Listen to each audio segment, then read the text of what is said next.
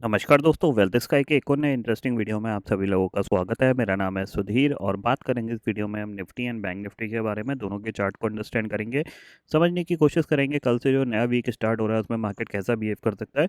क्योंकि ये वीक काफ़ी ज़्यादा इंपॉर्टेंट है, क्योंकि इसमें बजट आने वाला है। हालांकि बजट का उतना बड़ा रोल नहीं है, क्योंकि इलेक्शन से पहले का बजट है, तो एक इंटरिम बजट है। यहाँ पे 2 महीने के हिसाब से ये मतलब बेसिकली यहाँ पे अनाउंसमेंट होंगे।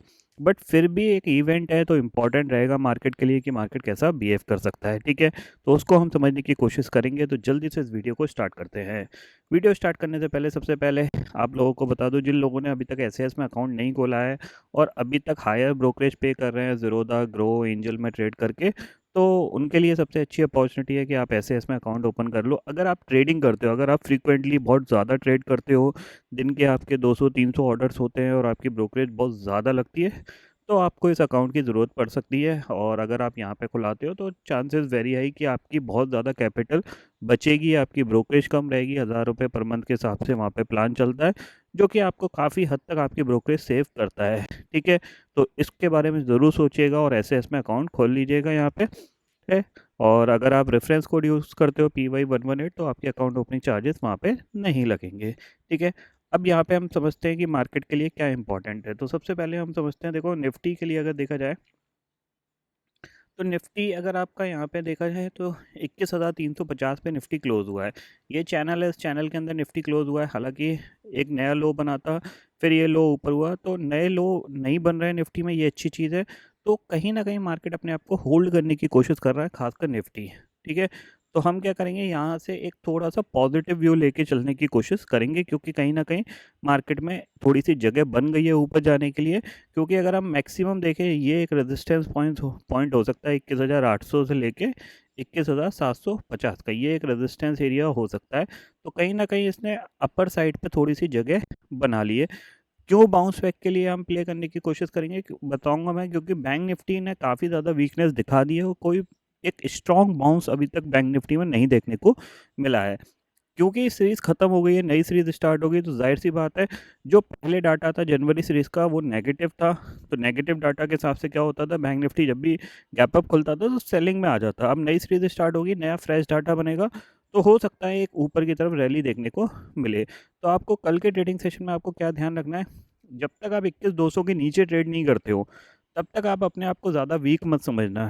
ठीक है, 21,200 के नीचे आप ट्रेड करते हो तो आप ज़्यादा वीक नहीं हो। 21,200 के नीचे जाएगा तभी यहाँ पे वीकनेस बढ़ेगी, ये ध्यान में रखिएगा। क्योंकि बैंक निफ्टी कहीं ना कहीं अपने सपोर्ट के आसपास ट्रेड कर रहा है और यहाँ से एक बाउंस बैक पेंडिंग है, वो बाउंस बैक आपको आता हुआ दिखाई दे सकता है इवेंट से पहले। यानी एक बड़ा move either upside either downside आ सकता है बैंक निफ्टी के अंदर।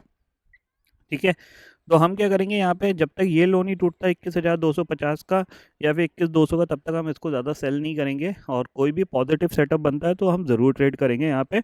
नेगेटिव सेटअप अगर बनता है तो 21,200 के नीचे अगर ट्रेड करेगा तभी हम इसको सेलिंग की साइड पे थोड़ा सा ध्यान देंगे। अदरवाइज़ यहाँ पे नीचे के लेवल से बाउंस बैक आ सकता है, ये ध्यान में रखिएगा। ठीक है, एक चैनल बना हुआ है तो चैनल के ब्रेकआउट या ब्रेकडाउन पे भी आप ट्रेड कर सकते हो।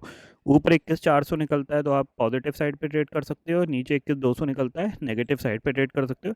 इसके बीच में वॉलेटिलिटी रहेगी, ये ध्यान में रखिएगा। ठीक है, चलते हैं बैंक निफ्टी में। अब बैंक निफ्टी इंपॉर्टेंट है।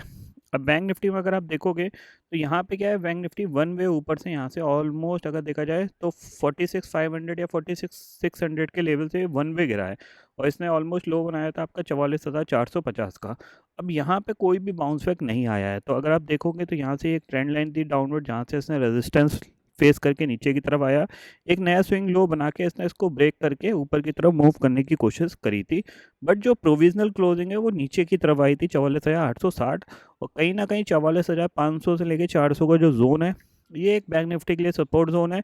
क्योंकि ये 200 डे मूविंग एवरेज है इसके आसपास, तो इसको ये हो सकता है फर्स्ट अटैम्प्ट में ना ब्रेक करे। मतलब ये जो अटैम्प्ट है, ये इसका फर्स्ट अटैम्प्ट है, इसमें ना ब्रेक करे, एक बार यहाँ से एक स्ट्रॉन्ग पुल बैक यहाँ पे आ सकता है। तो सिंपल द लॉजिक है, अगर ये 45,000 के ऊपर सस्टेन करता है तो हम इसको बाय करेंगे। टारगेट हम थोड़ा सा बड़ा लेके चलेंगे, बड़ा मतलब सीधा सीधा हम लेके चलेंगे टारगेट 45,800 का है। सीधी सी बात है, क्यों? क्योंकि इसके बाद अगर ये 45,000 के ऊपर सस्टेन किया तो पहला टारगेट आपका जो आएगा वो सीधा सीधा आपका आएगा 44,450 और 500 का जोन। ठीक है, और 500 अगर ये निकला तो ऊपर अराउंड 45,800 सॉरी 45,500 पहला टारगेट होगा, 45,800 दूसरा टारगेट होगा। थोड़ा सा बड़ा टारगेट के लिए हम प्ले करेंगे, तो कहीं ना कहीं ये एक बार 46,000 की तरफ बढ़ सकता है बैंक निफ्टी, ये ध्यान में रखिएगा, क्योंकि काफ़ी हद तक इसमें अच्छा खासा करेक्शन हमें देखने को मिल चुका है, ठीक है ना। क्योंकि अगर आप देखोगे यहाँ पे देखो ऑलमोस्ट ये जो पूरा मूव था, इसने पूरा मूव को डाइल्यूट करके अराउंड 44,450 के आसपास इसने सपोर्ट लेने की कोशिश करी है, क्योंकि ये यहाँ पे 200 डे मूविंग एवरेज है यहाँ पे बैंक निफ्टी के लिए। अगर मैं यहाँ पे जाऊँ तो यहाँ पे देखो मूविंग एवरेज एक्सपोनेंशियल में अगर यहाँ पे लगाता हूँ और इसको हम 200 डे करते हैं, सेटिंग में जाके इसको हम